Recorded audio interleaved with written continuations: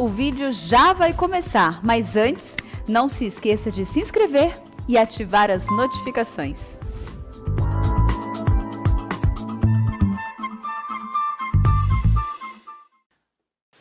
Irmãos amados, nós vamos abrir a palavra de Deus, o Evangelho de Cristo, conforme o relato de Marcos capítulo 14.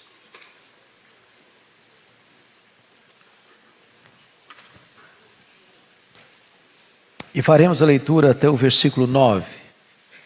Marcos 14, de 1 a 9.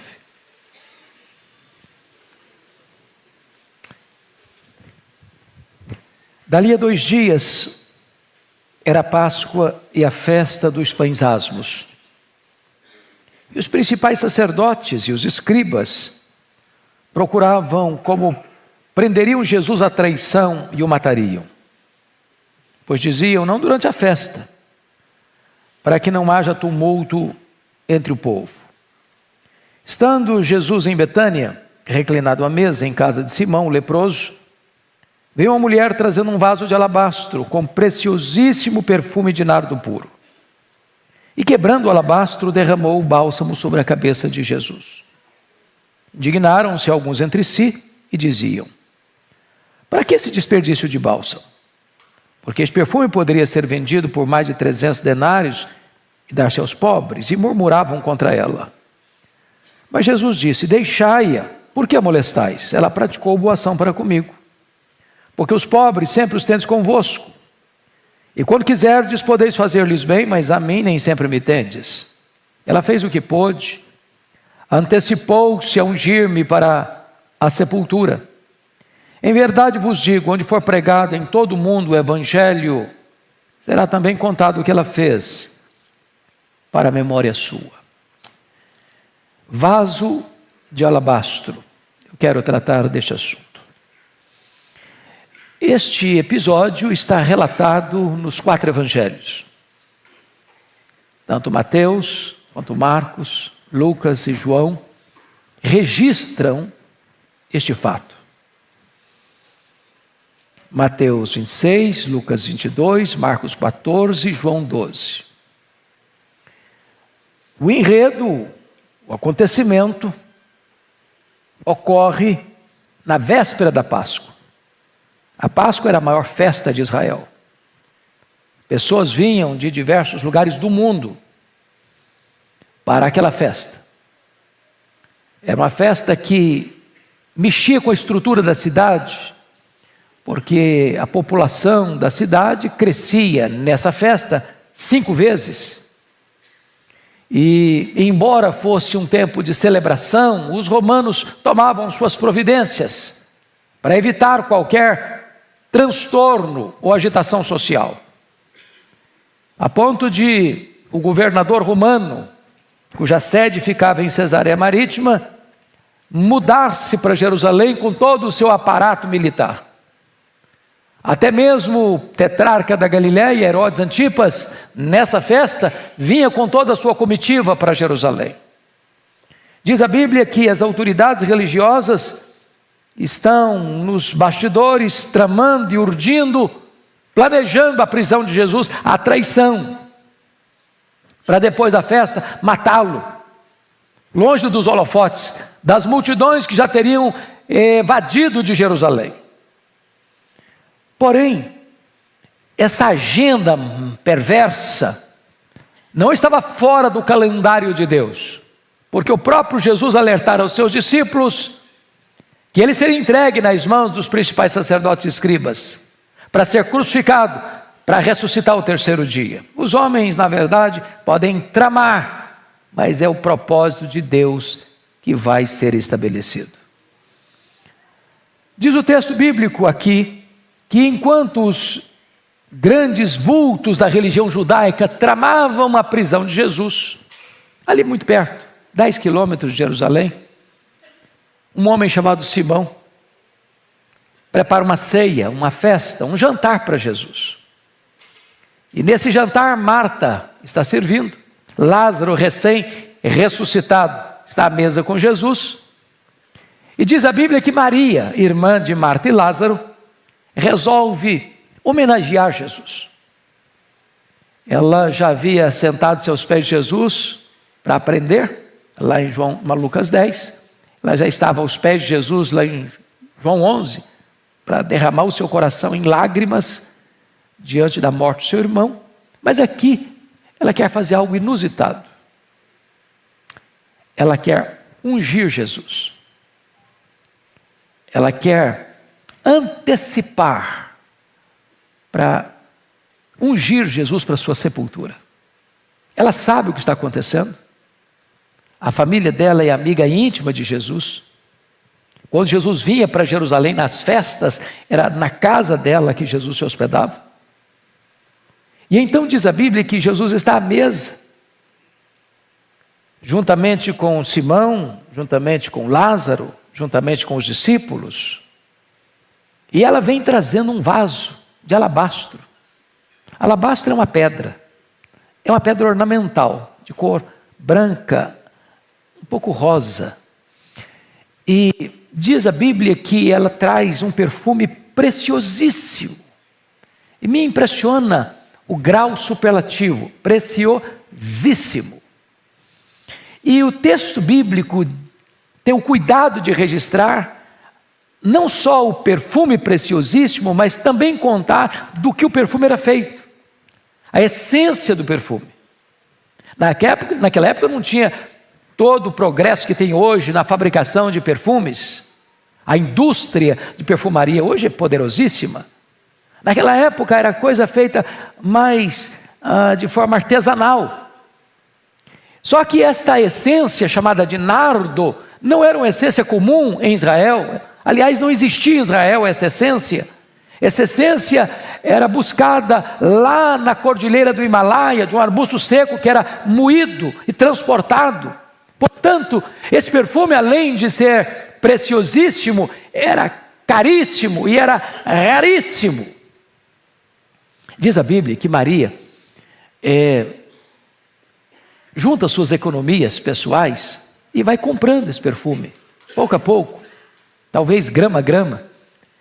E Maria vai acondicionando esse perfume neste vaso de pedra ornamental, o vaso de alabastro. E é João que nos informa no capítulo 12, que tem dentro desse frasco de pedra uma libra de perfume. E essa palavra libra não é tão comum para nós, mais comum na América do Norte do que para aqui para o Brasil.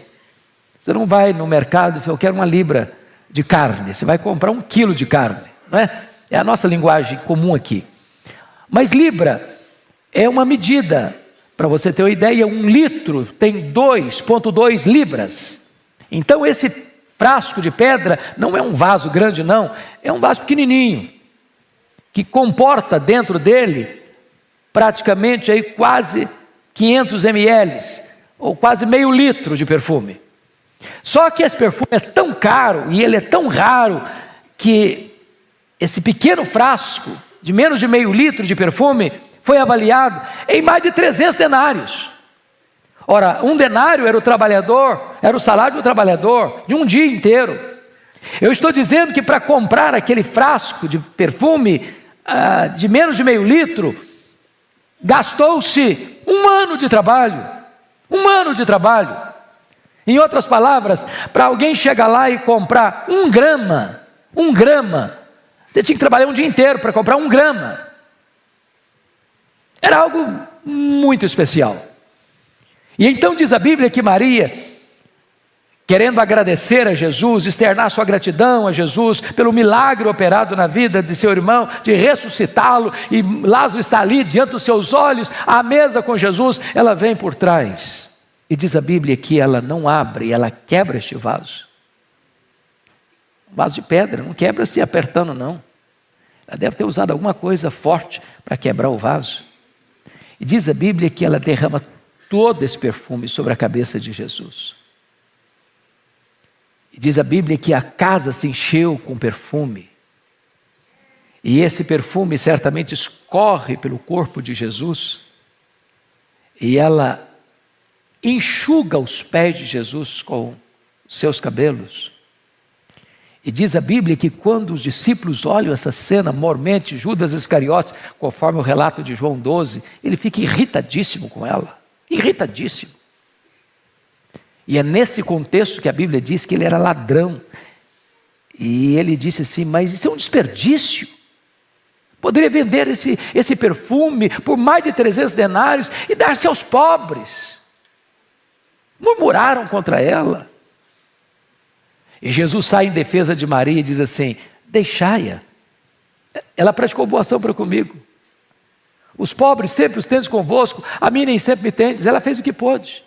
Ela antecipou-se a ungir-me para a sepultura. E em verdade vos digo, em todo mundo onde for pregado o evangelho, será contado o que ela fez para a memória sua. E neste mês de missões, neste último domingo do mês, quando nós estamos pensando que a obra missionária é aqui em São Paulo, é no estado de São Paulo, é no Brasil inteiro e é em todas as nações da terra, o que nós temos para dedicar a Jesus? O que nós podemos oferecer ao Senhor para esta causa de consequências eternas? O que nós vamos reter? O que nós vamos dar? Então, pensando no vaso de alabastro, eu quero propor aqui algumas lições para nós. Você pode conferir comigo no verso 8, algo que me chama muita atenção, porque está escrito assim, que ela fez o que pôde. Deus nunca vai requerer de nós o que nós não podemos. É bem verdade que está escrito lá em 2 Coríntios capítulo 8, que os crentes da Macedônia deram além e acima das suas posses. Mas a pergunta é, o que nós estamos fazendo para que o evangelho alcance mais pessoas, para que mais missionários sejam enviados, para que mais templos sejam construídos, para que a obra de Deus avance mais celeremente? Maria fez o que pôde. Ela fez o que pôde. Hoje de manhã o pastor Arival fez menção aos moravianos. Os moravianos foram levantados na Alemanha no século XVIII. E eles começaram uma reunião de oração que durou 100 anos, literalmente 100 anos. Ininterrupta. E eles, através de Conde Ludwig van Zinzendorf, começaram um movimento de missões que alcança o mundo. E eles eram muito pobres. E os moravianos, quando não tinham dinheiro para enviar para a obra missionária, eles se vendiam como escravos. Compravam a passagem de ida para os povos mais distantes, para lá gastar o resto dos seus dias levando a esperança do evangelho. Eles fizeram o que podiam. E a pergunta para nós hoje é, e nós estamos fazendo o que podemos? Vejam vocês no verso 3, que quando Maria pega esse perfume, ela poderia pensar, bom, eu vou derramar algumas gotículas desse perfume sobre a cabeça de Jesus e ele vai ficar perfumado. Porque quando você compra um perfume caro, como é que você usa?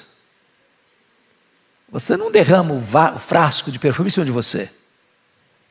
É pouquinho. É um pouco só, já torna o ambiente agradável. Já traz um aroma suave, aconchegante. Mas Maria tem o cuidado de quebrar o vaso. E ao quebrar o vaso, ela está dizendo o seguinte, eu não quero que sobre nada, eu quero colocar tudo que eu tenho, o melhor que eu tenho, à disposição de Jesus. Isso é incrível. Porque ela não só faz o que ela pode, ela faz o melhor que ela pode. O melhor que ela pode. E sabe, irmãos, fazer missões não é uma linguagem só evangélica, não. Se você parar para perceber, as religiões seculares, as antigas e as pagãs, elas fazem missões, na perspectiva delas. Aliás, investem muito mais recursos do que nós o fazemos. Para vocês terem uma ideia, no livro A Encruzilhada do Ocidente, Marius Barr disse que o islamismo envia só para os Estados Unidos mais dinheiro para a causa expansionista do islamismo, só na América, mais dinheiro que toda a igreja protestante faz no mundo inteiro. Ora, se eles promovem uma causa que não é a causa que nós entendemos de ser a salvação, e nós, que fomos alcançados pelo Evangelho, que fomos alcançados pela graça, que temos os recursos suficientes para enviar missionários, para abrir novas frentes do reino de Deus, para plantar igrejas no mundo inteiro, o que estamos fazendo? Maria fez o seu melhor, e nós? Quando você olha esta cena, você pergunta, meu Deus, mas como é que uma moça pobre, de uma aldeia pobre, de uma família pobre, pega um ano de economia, de trabalho, para investir num frasco de perfume? Isso não cabe na nossa cultura, isso não cabe na nossa estrutura social brasileira. Para você entender isso, é preciso entender a cultura judaica. Quando uma menina saía da fase menina para moça, ela já começava esse processo de comprando esse perfume. E não se comprava numa loja de perfumaria, era comprado gota a gota, grama a grama, e ia sendo acondicionado nesse vaso de alabastro, nesse vaso de pedra. Para quê? Por quê? Porque dentro da cultura dela, a moça precisava se preparar para o grande dia das núpcias, do casamento. E esse perfume era preparado antecipadamente, paulatinamente, progressivamente, até chegar o grande dia das núpcias, onde esse perfume seria usado. Era para ela, para o dia mais esperado, sonhado, desejado da vida dela. E ela não apenas faz o seu melhor, mas faz de forma sacrificial. Irmãos amados, uma coisa é você fazer uma oferta, uma coisa é você doar um valor, outra coisa é você fazer um investimento no reino de Deus, outra coisa é você fazer uma oferta sacrificial, não do que sobra, não do que não faz falta, mas daquilo que tem valor e significado maior para você. Essa é a atitude de Maria, que pode refletir e reverberar na vida de todos nós, na expansão do reino de Deus. É bem verdade que os discípulos ficaram irritados com Maria. Judas Iscariotes, que era ladrão, ficou irritadíssimo com Maria e disseram o seguinte: isso é um desperdício. Olhem vocês, que eles não estão irritados com ela por aquilo que ela fez, eles estão irritados para quem ela fez. Eu quero dizer para você que o melhor e o maior investimento que você e eu podemos fazer na vida é investir naquilo que tem consequências eternas. A semente que multiplica não é a que comemos, é a que semeamos. E semear no reino de Deus é semear por uma colheita certa de consequências eternas. Mas, meus amados, eu gostaria de olhar com você um outro ângulo desse texto.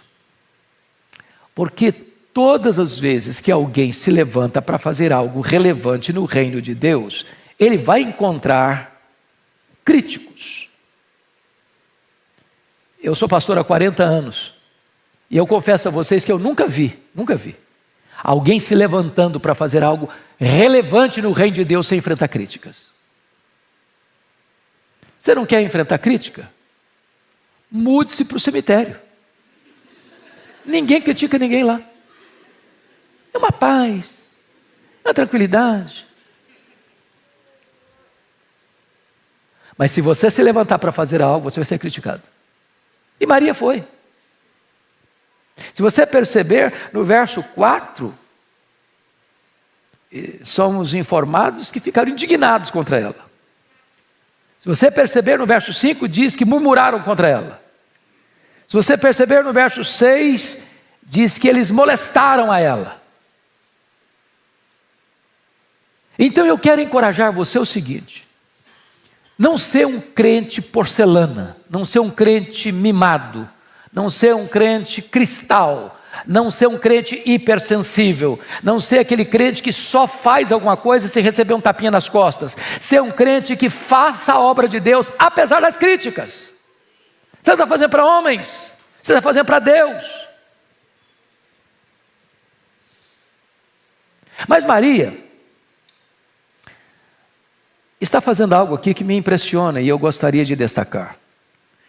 Notem vocês que Jesus vai informar-nos no verso 8 que ela antecipou-se para ungir Jesus para a sepultura. Irmãos, isso é impressionante. Porque quem sabia que Jesus ia morrer?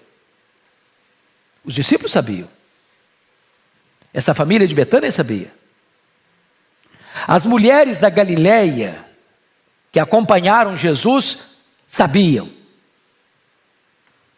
Mas a única pessoa que, sabendo dessa informação, que Jesus estava vindo para essa festa da Páscoa, e ele não viria para outras festas, mas que esta seria a última festa da Páscoa, que ele estava vindo com um propósito muito definido, com uma agenda muito estabelecida, ele estava vindo para morrer, ele estava vindo para ser crucificado, ele tinha consciência disso, os discípulos estavam conscientes disso, Maria estava consciente disso. A única pessoa que resolveu antecipar-se a ungir Jesus para a sepultura foi Maria.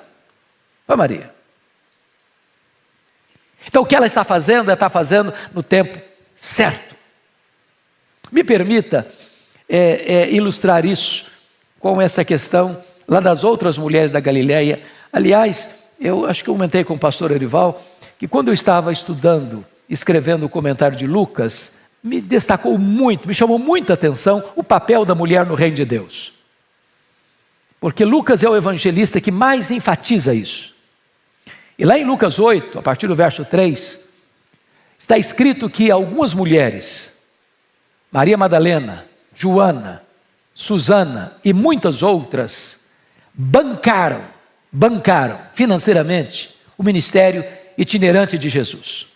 Jesus não foi um pregador entre quatro paredes. Jesus ia às cidades, às vilas, às aldeias, e ele percorreu cidade em cidade. Eram 204 cidades na Galileia. Ele andou de cidade em cidade, pregando. Agora, pense comigo nessa cena. Era Jesus, 12 discípulos, 13 pessoas. Maria Madalena, Joana e Susana, 16 pessoas. Mas muitas outras mulheres, e aí eu já não sei quantas são mais. Eu fico imaginando que deve ser um grupo aí de pelo menos umas 30, 40 pessoas. O fato é que de cidade em cidade eles iam, e nem sempre dava para ir e voltar. Tinha que ir e ficar, e dali para frente. Só que não tinha hotel, não tinha pensão, não tinha self-service. E elas iam, bancando. Pix, transferência bancária, pagando a conta. Aliás, nota de rodapé, as mulheres parecem ser mais generosas do que os homens.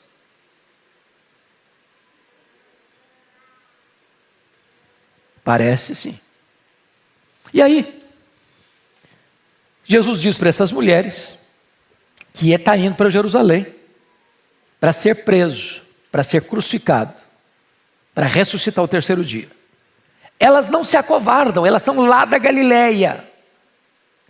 Da Galileia a Jerusalém, tomando em conta onde Jesus morava, que era Cafarnaum, são 150 quilômetros. São 123 quilômetros em linha reta, 150 quilômetros, a pé.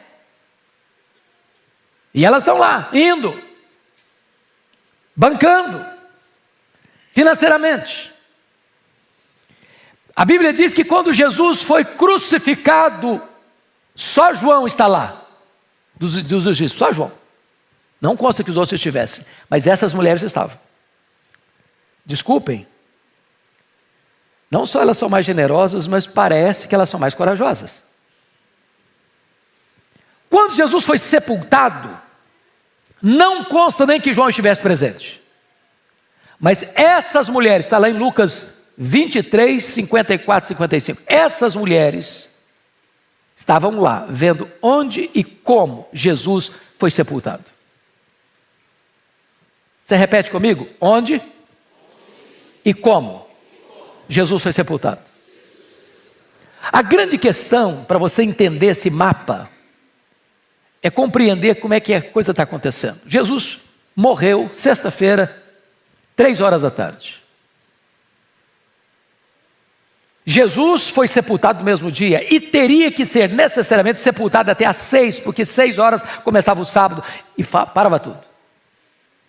Só que o Jesus ser morto, morreu às 3 da tarde, ninguém tinha liberdade de ir lá e tirar o corpo, não.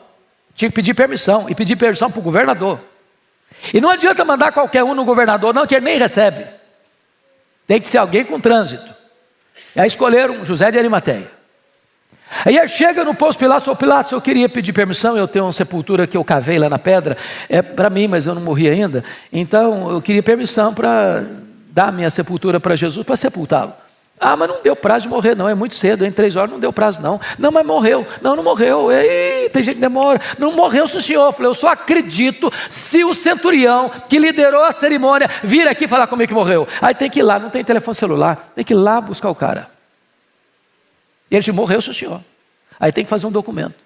Aí tem que tirar o corpo da cruz. Aí tem que ir no mercado comprar linho, lençóis. Tem que também outra loja comprar perfume para embalsamar o corpo. Tem que alguém pegar água para lavar o corpo. Tem que enrolar o corpo. Tem que transportar o corpo daqui para o local da sepultura. Tem que enrolar a pedra, porque o sepulcro é novo. Tem que colocar o túmulo, o corpo lá dentro. Tem que rolar de novo a pedra pesada. E as mulheres estão ali vendo onde e como.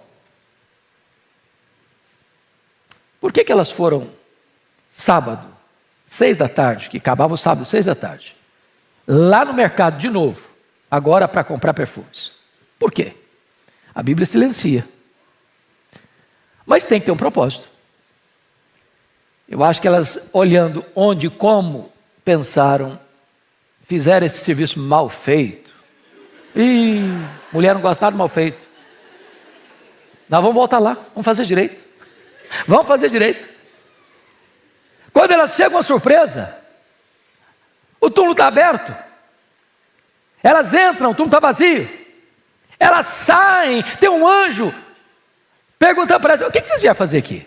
Ué, vieram procurar entre os mortos aquele que está vivo? Ele não está mais aqui não, ele ressuscitou. Sabe o que o anjo está falando para essas meninas? Essas meninas da Galileia? Vocês fizeram tanta coisa para Jesus, mas uma coisa vocês não fizeram. Vocês não anteciparam a ungir o corpo dele para a sepultura. Ele não precisa mais desse perfume. É tarde demais agora. A única pessoa que fez isso, antecipou-se para ungir o corpo dele para a sepultura, foi Maria de Betânia. Sabe qual a lição que a gente aprende? Há coisas que não podem esperar. Ou você faz hoje, você nunca mais vai conseguir fazer. Pastor Arival, um dia eu fui chamado às pressas, estava no meu gabinete, porque havia um homem cuja esposa era crente, mas ele não. E ele estava à beira da morte. E ele estava muito angustiado. E ele mandou um mensageiro me chamar, que precisava falar comigo antes de morrer. E a distância entre a igreja e a congregação, onde ficava essa casa, era 35 quilômetros. Não tinha a estrada duplicada ainda. E eu saí a toda pressa, o máximo que eu pude. E quando eu estacionei o carro em frente à casa, a mulher saiu desesperada e disse, meu marido, desesperado, acabou de morrer. E aquilo foi um golpe no meu coração. Cheguei tarde demais. Há coisas na vida que ou você vai fazer agora, ou você nunca mais vai ter chance de fazer. Vocês lembram de Davi? Em relação a Absalão? Davi ficou 11 anos brigado com o filho. 11 anos. Depois de 7 anos, o Absalão mandou um recado para o pai dele assim, papai, se o senhor tem alguma coisa contra mim, que o senhor me mate, mas fale comigo. O Davi recebeu o Absalão no palácio, deu um beijo no rosto dele, não falou uma palavra para ele. Passaram-se mais 4 anos. Silêncio. Relacionamento estremecido. Agora o filho não quer conversar mais mais com o pai. O filho quer matar o pai, quer tomar o trono do pai. E nessa batalha em glória, Absalão morre e Davi chora.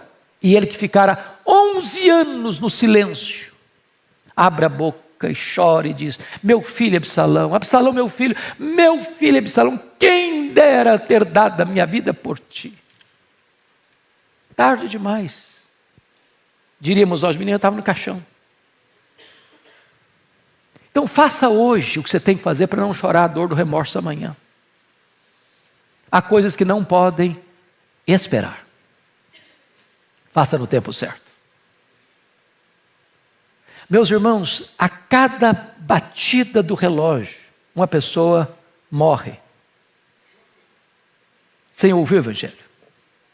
E a Bíblia diz que se Deus avisar o perverso, o ímpio, que ele vai morrer, e ele morrer na sua impiedade, e você, Santo Atalaia, não foi falar com ele, ele morre na impiedade, mas Deus vai cobrar de nós, Atalaias, o sangue dele. Missões não pode esperar. A obra de Deus não pode esperar. É uma causa não só de consequências eternas, mas é uma causa urgentíssima. Mas eu quero concluir e encerrar esta meditação, levando você para o verso 9, por favor. Você pode ler em voz alta comigo o verso 9? Vamos juntos? Em verdade vos digo, onde for pregado em todo o mundo o Evangelho, será também contado o que ela fez, para a memória sua. Olha o poder de um exemplo. Olha a eloquência de um testemunho. Nós vivemos uma geração extremamente egoísta. Aliás, eu estava ontem à tarde, meditando e escrevendo Eclesiastes. E sabe qual era a grande crise de Salomão, uma das crises dele? Trabalhar, ganhar dinheiro, e não levar um centavo. E deixar toda essa riqueza para quem não ralou para ganhá-lo. E pior, ele diz: eu não sei na mão de quem que esse dinheiro vai cair. Se quem vai receber esse dinheiro, eu trabalhei, o outro não ralou, e vai, quem sabe, ser insensato. E foi o que aconteceu com ele, sabia? Salomão, o cara mais rico do mundo, quando ele morreu, quem era o herdeiro dele? Quem era o sucessor dele? Roboão. Sabe o que Roboão fez? Meteu os pés pelas mãos. Das 12 tribos, dos 12 territórios, ele perdeu 10. O recurso mais garantido que você tem é investir naquilo que tem consequências eternas. É por isso que Jesus disse: no mundo inteiro será contado o que Maria fez, para a memória sua. A pergunta é: o que é que você hoje vai fazer que vai reverberar para as futuras gerações?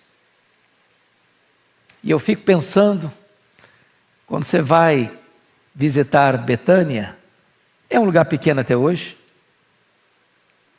e eu não sei exatamente onde Maria morava, nem onde era a casa do Simão, mas certamente não era um palacete.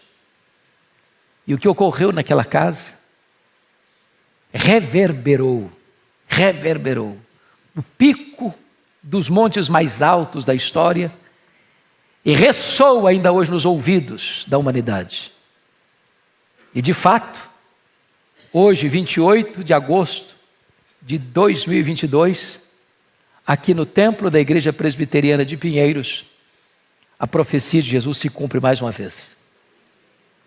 E o que aconteceu com Maria serve para você e para mim hoje de testemunho do que ela fez para a memória sua. O que é que você vai fazer hoje que vai influenciar as futuras gerações? A minha oração é que, olhando para esta mulher, possamos aprender lições que vão impactar a nossa vida, a nossa família, a nossa igreja, a nossa sociedade e as futuras gerações. Eu quero orar com vocês. Curva sua fronte, por favor.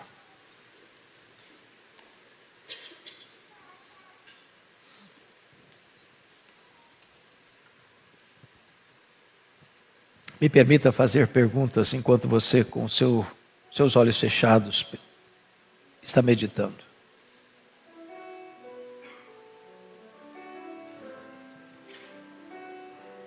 Você tem feito para Jesus tudo o que você pode? Tem feito o seu melhor para Ele? Tem dado o seu melhor para Ele? O seu tempo, seus dons, seus recursos?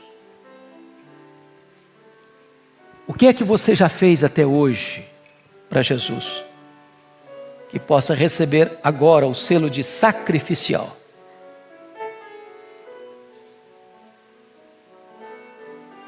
Você tem sido criticado por aquilo que você tem feito no reino de Deus? Que efeito tem isso na sua vida? Você fica desanimado? Ou você continua fazendo o que faz para Deus? Me permita perguntar isso. Você tem aproveitado as oportunidades que Deus tem colocado nas suas mãos? Ou tem deixado passar esse tempo, a ponto de ser tarde demais? Agora, hoje, aqui, você e eu podemos tomar decisões que vão atingir futuras gerações, reverberar para além do nosso tempo. E isso vai ser testemunho para a glória de Deus e para a memória nossa em tempos futuros. Senhor Deus, eu te peço que Tu apliques a Tua palavra ao nosso coração, que Tu nos despertes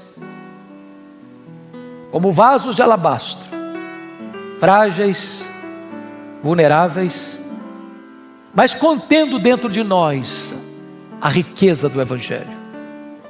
Este perfume, o bom perfume de Cristo, que há de espalhar-se, tomar toda a casa, transpor os umbrais da nossa casa e atingir o mundo inteiro. Assim oramos, em nome de Jesus. Amém.